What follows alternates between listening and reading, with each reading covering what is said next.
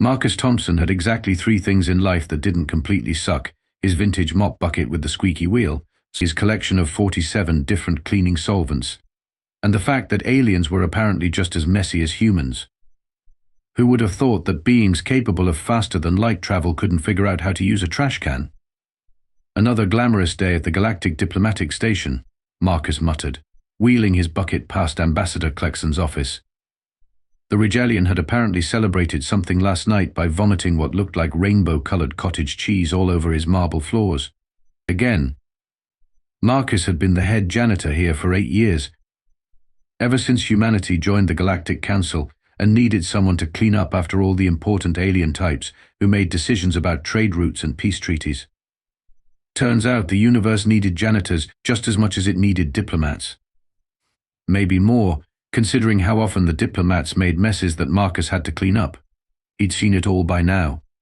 Tentacled beings who shed skin like confetti, gas-based life forms who leaked mysterious substances that ate through metal.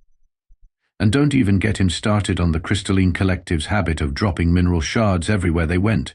His back ached just thinking about it. The worst part wasn't the mess, though. It was the attitude. These alien big shots treated him like he was invisible, like he was just another piece of cleaning equipment that happened to walk upright and occasionally grunt acknowledgements. Not that Marcus particularly wanted to chat with beings whose idea of small talk involved the current exchange rates of processed hydrogen, but a little basic respect wouldn't kill them. Marcus was scrubbing Ambassador Vextal's conference room when he heard it. A soft rustling coming from the supply closet. Great. Probably space mice again. The little buggers had gotten into the protein bars last month and reproduced faster than a politician's promises during election season. But when he opened the closet door, instead of rodents, he found something that made him do a double take. Huddled behind a stack of disinfectant bottles was a kid. An alien kid, sure, but definitely a kid. About the size of a human 10-year-old, with blue-gray skin, large dark eyes, and what looked like worry lines that seemed way too advanced for someone so young. The kid froze like a deer in headlights, clutching an empty food wrapper. "Well, this is new," Marcus said, leaning on his mop handle. "You gonna tell me what you're doing in my supply closet, or do I have to guess? Let me see. You're either a very small diplomat with a very specific phobia of conference rooms, or you're lost." The kid just stared at him with those huge eyes. "Right. Option 3 then. You're hungry." Marcus noticed the kid's thin frame and the way he clutched that empty wrapper like it was precious. "When's the last time you ate something that wasn't stolen from a janitor's closet?" Still no response, but the kid's stomach chose that moment to growl loud enough to wake Ambassador Gorlax from his daily meditation. Marcus sighed. This was definitely not in his job description. Then again, neither was half the stuff he dealt with on a daily basis. He reached into his lunch bag and pulled out a slice of leftover pizza, pepperoni and mushroom. Nothing fancy, but it was food. "Here," he said, offering it to the kid. "It's probably against about 15 different station regulations, but I'm pretty sure none of them specifically mention pizza, so we're in a legal gray area." The kid took the slice with trembling hands and bit into it like he hadn't eaten in days, which Marcus realized might actually be the case. "I'm Marcus," he said. "Most people around here call me Mop, which should tell you everything you need to know about my social status. You got a name, kid?" "Krix," the kid whispered between bites. "Nice to meet you, Krix. Now, I'm guessing you're not supposed to be here, and I'm definitely not supposed to be feeding you, but here's the thing about rules. Sometimes they're more like suggestions, especially when someone's hungry and hiding in closets."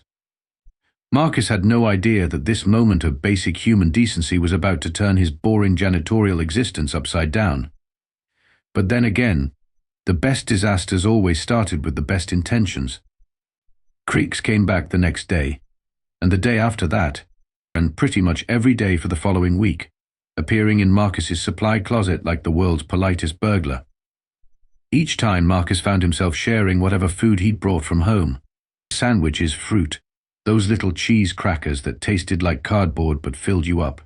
"You know, Ace," Marcus said on day 5, watching Krix demolish a peanut butter and jelly sandwich. "Most kids your age are in school or playing games or whatever it is alien kids do for fun.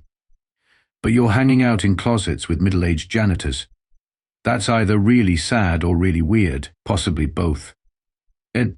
Krix just shrugged, a gesture that looked surprisingly human, despite his blue-grey skin and those oversized eyes. I like it here. It's quiet. Quiet? Marcus laughed. Kid, you're hiding 20 feet away from the Andromedan trade negotiations. Last week, Ambassador Thex threw a chair through the window because someone suggested a 5% tariff adjustment. This place is about as quiet as a construction site in a hurricane. It's quieter than home, Krix said softly, and it shut Marcus up real quick.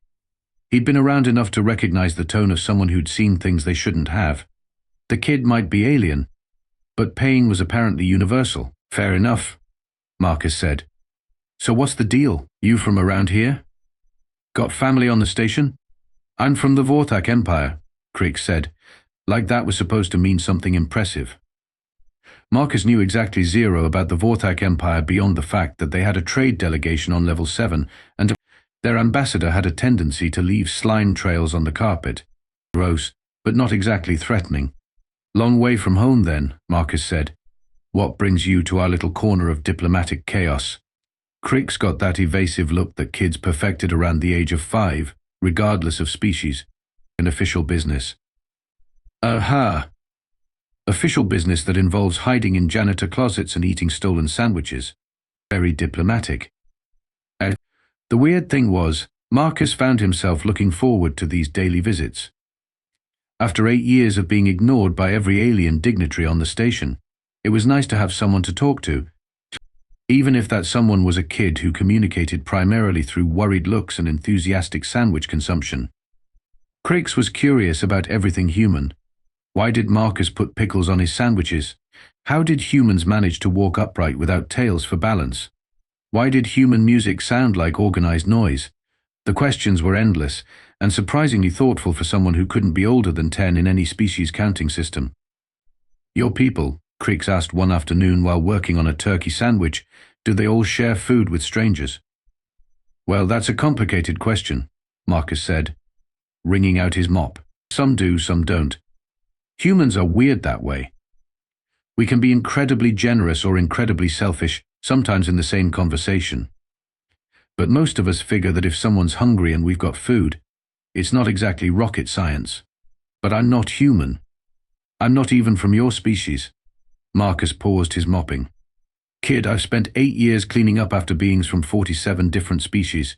Trust me when I say that hunger looks the same on everyone. Besides, you're not exactly scary. You're about as threatening as a particularly polite houseplant.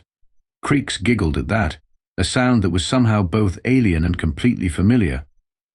The other station staff remained completely oblivious to Marcus's daily visitor. Not surprising, considering they barely noticed Marcus himself. He was just part of the background, the human-shaped cleaning equipment that made their messes disappear. The invisibility that had annoyed him for years was finally working in his favor. Same time tomorrow? Marcus asked as Krix prepared to leave. If that's okay, Krix said. Kid, you're the most interesting thing that's happened to me since Ambassador Kryn accidentally set himself on fire during the Centauri peace talks. Of course it's okay. Marcus had no way of knowing that his new lunch buddy was about to bring more excitement than he could handle. A lot more. Marcus was halfway through explaining the finer points of floor wax application to Krix when the alarm started blaring. Not the gentle chimes that meant someone important was arriving, but the full-blown, wake the dead and alert 3 neighboring star systems, kind of alarms that meant something big was happening. What's that about? Krix asked, looking genuinely confused. Probably another diplomatic tantrum, Marcus said, but he was already moving toward the observation window. In 8 years, he'd learned to tell the difference between regular political drama and the kind of crisis that made ambassadors start updating their wills. What he saw outside made his mop handle slip from suddenly sweaty hands. The space around the station was filled with ships. Not just any ships, but the kind of massive, intimidating warships that looked like they'd been designed by someone with serious anger management issues. They were sleek, dark, and covered in what appeared to be weapons arrays that could probably reduce a small moon to component atoms. Holy crap, Marcus whispered. It's the Imperial fleet, Krix said casually, like he was commenting on the weather. The what now? The Vorthak Imperial fleet. My father's ships. Marcus turned to stare at the kid. Your father's ships. Your father. The guy who commands the fleet that looks like it could conquer a galaxy before lunch. Well, yes, he's the Emperor. The Emperor. Marcus felt like he was having trouble with basic language comprehension. You're telling me that I've been feeding peanut butter sandwiches to alien royalty? I'm really sorry I didn't mention it, Krix said, looking genuinely apologetic. But you were being so nice, and I didn't want you to treat me differently just because of who my father is. Before Marcus could fully process this information, his communicator crackled to life. All station personnel report to emergency stations immediately. We have an unscheduled arrival of Vorthak Imperial forces. This is not a drill. Oh, it's definitely not a drill, Marcus muttered. The next hour was pure chaos. Station administrators ran around like caffeinated squirrels. Alien diplomats argued in 17 different languages. And security forces tried to look important while clearly having no idea what to do against a fleet that could probably take on half the Galactic Council and win. Then came the message that made everyone stop arguing and start panicking for real. Attention, Galactic Diplomatic Station. The voice was deep, commanding, and carried the kind of authority that made people instinctively stand up straighter. This is Emperor Zathros of the Vorthak Empire. We demand immediate audience with the human known as Marcus Thompson. Compliance is not optional. Every head on the command deck turned to stare at Marcus, who was still holding his mop and wearing his name tag that read, "Hello, my name is your friendly neighborhood janitor." Me? Marcus squeaked. Ambassador Vex Tal, the station's senior diplomat, looked like someone had just told him that his life insurance policy had been cancelled due to acts of stupidity. Thompson, Vextal said in a voice that suggested Marcus had personally started an interstellar war. What exactly have you done? Marcus looked at Krix, who was trying to make himself as small as possible behind a console. The kid gave him a helpless shrug that somehow conveyed both sorry about this and maybe we should have had this conversation earlier. Well, Marcus said slowly, I may have been sharing my lunch with the Emperor's son for the past 2 weeks. The silence that followed was the kind of quiet that usually preceded either enlightenment or explosions. Given the circumstances, Marcus was betting on explosions. You've been doing what? Vextal's voice had climbed about 3 octaves, feeding him. Marcus said defensively, the kid was hungry. What was I supposed to do? Let him starve? Yes. Several ambassadors shouted in unison. Wow, Marcus said. And they say humans are the violent species. Another message crackled through the speakers. You have 10 minutes to produce the human Thompson, or we will consider this station hostile territory. Marcus looked around at the faces surrounding him, all of which suggested that his life expectancy could now be measured in single digits. Well, he said, this should be interesting. The Imperial shuttle that docked with the station was roughly the size of Marcus's apartment building and about 10 times more intimidating. When the airlock opened, what emerged looked like a parade organized by someone's worst nightmares. First came the Imperial Guard, beings who appeared to be constructed entirely of muscle, armor, and bad attitudes. They formed perfect ranks with the kind of precision that suggested extensive training in both military protocol and creative violence. Their weapons looked like they could disintegrate matter at the molecular level, which Marcus figured was probably overkill for dealing with one janitor. But what did he know about alien military doctrine? Then came the advisors.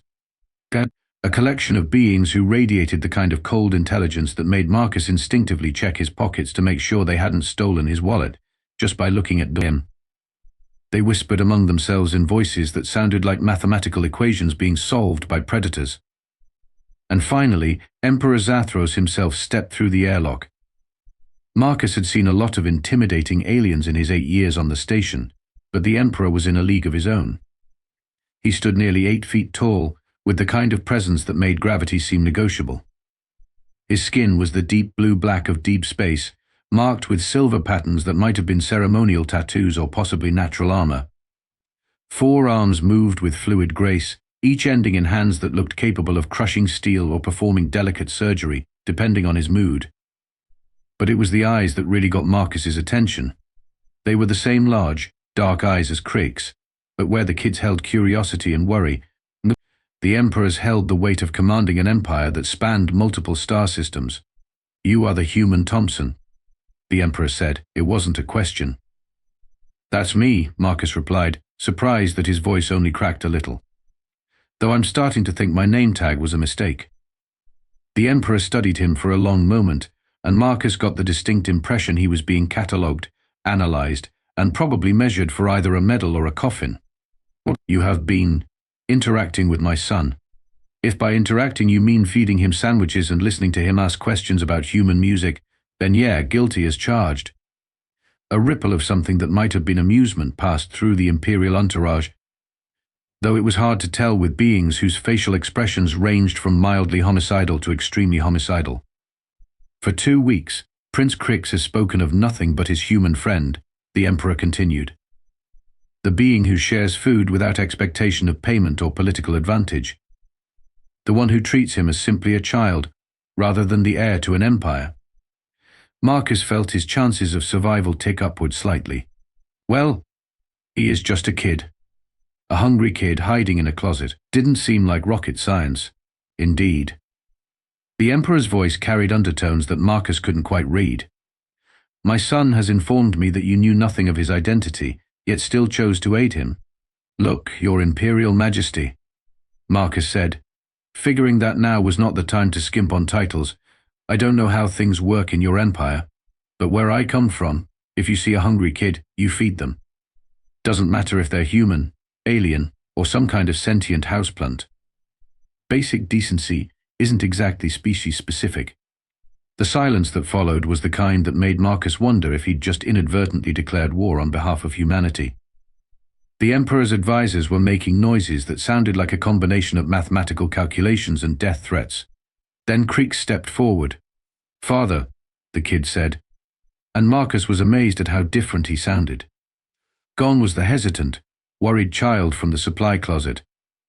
This was clearly a prince addressing his emperor, but there was still something unmistakably young about him. "Marcus didn't know who I was. He helped me because he's good, because humans are good." "Speak," the emperor commanded, though his voice had softened slightly. "He shared his food even when he thought I was nobody important," Krix continued. "He listened to my questions and explained things about human culture. He never asked for anything in return, never tried to use me for political advantage. He just cared. Because that's what humans do." The Emperor turned his attention back to Marcus. "Is this accurate?" "Kid makes it sound more noble than it was," Marcus said. "I just shared my lunch. It's not like I performed brain surgery or negotiated a peace treaty. Though honestly, after 8 years of cleaning up after diplomats, I'm starting to think sharing sandwiches might be more effective than most peace treaties." One of the advisors stepped forward, hissing something in what Marcus assumed was the Vorthak language. The Emperor listened, then responded in the same language, but with the kind of tone that suggested the advisor should probably update his resume. "My advisor," the Emperor said to Marcus, "suggests that your actions may have been part of a larger human plot to infiltrate our royal family." "With peanut butter and jelly sandwiches?" Marcus asked. "If that's our master plan for galactic domination, we're really not very good at this whole space civilization thing." "That," said the Emperor, "is precisely what makes it remarkable." Marcus blinked. "Come again?" "In 3,000 years of Vorthak civilization, no being has ever aided a member of our royal family without seeking advantage. Yet you, a simple maintenance worker, provided food and companionship to my son simply because you perceived a need." "Well, yeah, that's what people do. At least, that's what they should do." The Emperor stepped closer, and Marcus fought the urge to back away.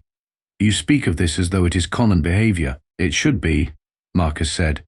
"Look, I don't know much about intergalactic politics or trade agreements or whatever it is you important folks spend your time arguing about. But I know that when someone's hungry, you feed them. When someone's scared, you try to make them feel safe. When someone's alone, you give them company. That's not complicated. That's just being human." The Emperor stared at him for what felt like several geological epochs. "Fascinating," he said finally. Marcus was pretty sure that when alien emperors found you fascinating, it could go either very well or very badly, with no middle ground whatsoever. "Tell me about these human concepts," the Emperor said, settling into a chair that looked like it had been carved from a single piece of starship hull. The entire diplomatic conference room had been cleared except for Marcus Krix and enough Imperial guards to conquer a small planet.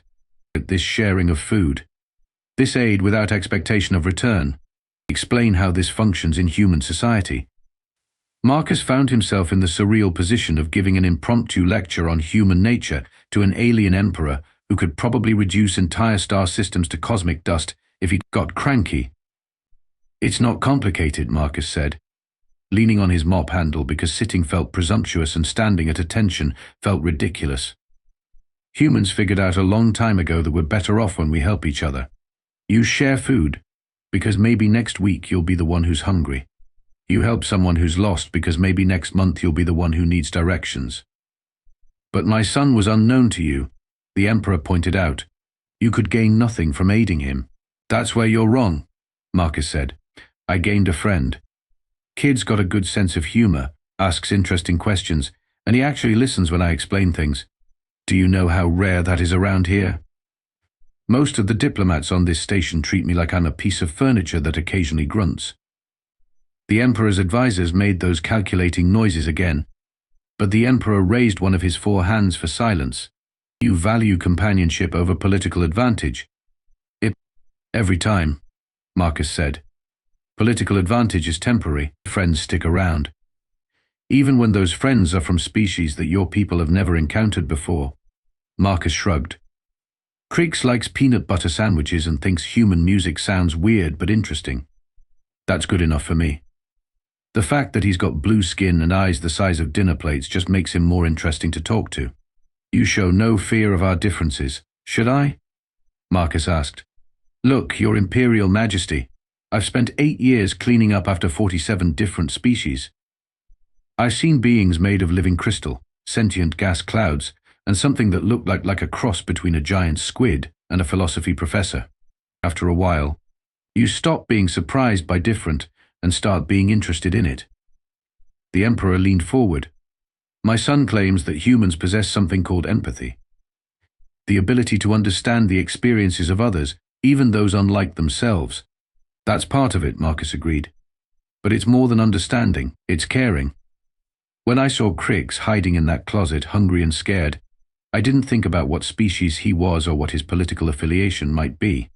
I just saw a kid who needed help, and you provided that help because it was the right thing to do," Marcus said simply. "Because I'm a human being, and that's what human beings do when they're worth a damn."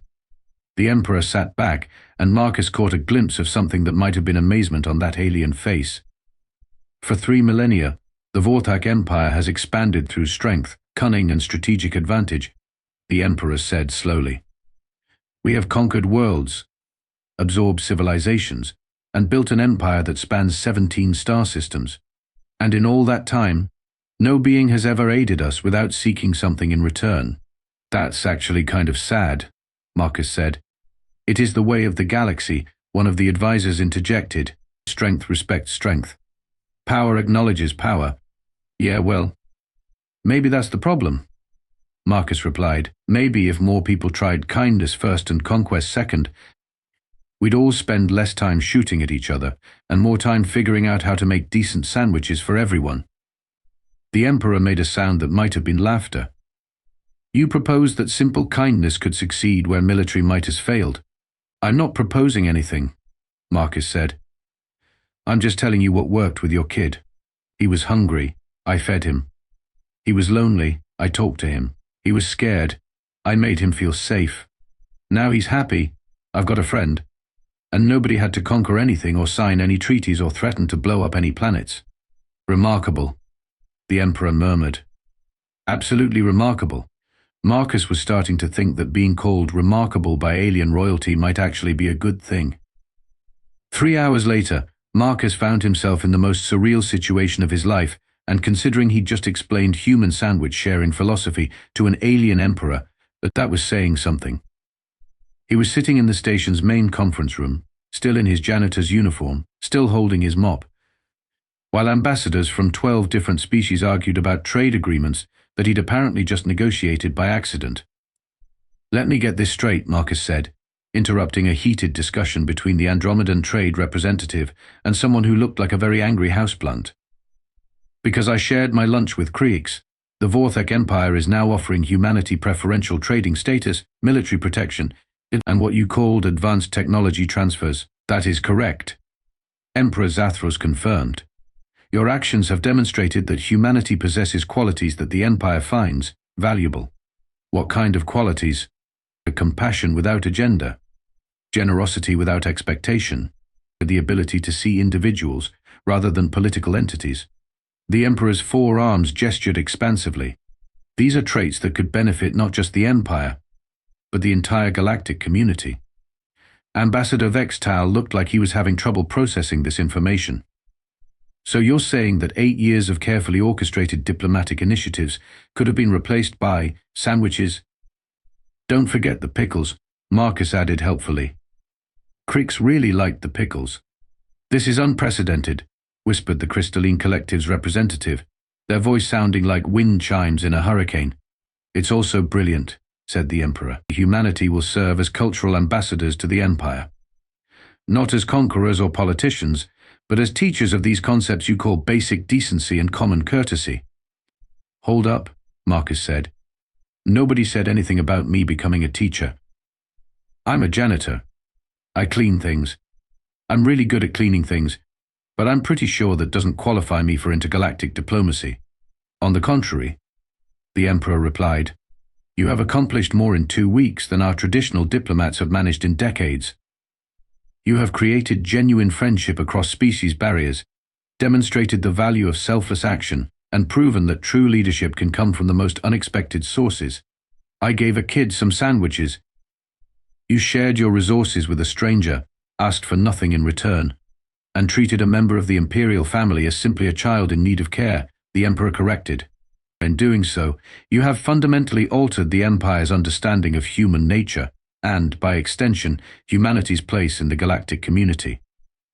Marcus looked around the room at faces that ranged from amazed to terrified to confused. So what happens now? Now, the Emperor said, you become the first human cultural exchange custodian to the Vorthak Empire. Cultural exchange custodian, a position I am creating specifically for you. You will retain your current duties here at the station, but you will also serve as Earth's primary liaison to the Empire. You will teach our citizens about human concepts of kindness, generosity, and what you call basic decency. Do I get to keep my mop? The Emperor's expression was unreadable. If you wish. Then I accept, Marcus said. But I've got conditions. Every diplomat in the room looked like Marcus had just announced his intention to juggle antimatter. Name them, the Emperor said. First, Krix gets visiting privileges to Earth. The kid wants to try pizza and video games, and I promised to show him how humans have fun. Second, no formal ceremonies or fancy titles. I'm still just Marcus, and I still clean floors for a living. And third, if this whole cultural exchange thing doesn't work out, I get to go back to being a regular janitor without anybody conquering Earth out of spite. Agreed, the Emperor said immediately. Just like that? Marcus Thompson. The Emperor said, you have taught my son the value of simple friendship, demonstrated the power of unconditional kindness, and managed to negotiate the most favorable treaty in human history while wearing a name tag that identifies you as a cleaning professional. I suspect that formal protocols would only limit your effectiveness. Marcus grinned. In that case, Your Imperial Majesty, welcome to the wonderful world of human-style diplomacy. Fair warning, though, it involves a lot more peanut butter than you might be used to. And that's how Marcus Mop Thompson, professional janitor and accidental diplomat, became the most important human in the galaxy by doing nothing more complicated than sharing lunch with a lonely kid. Some days the universe has a sense of humor, the good kind.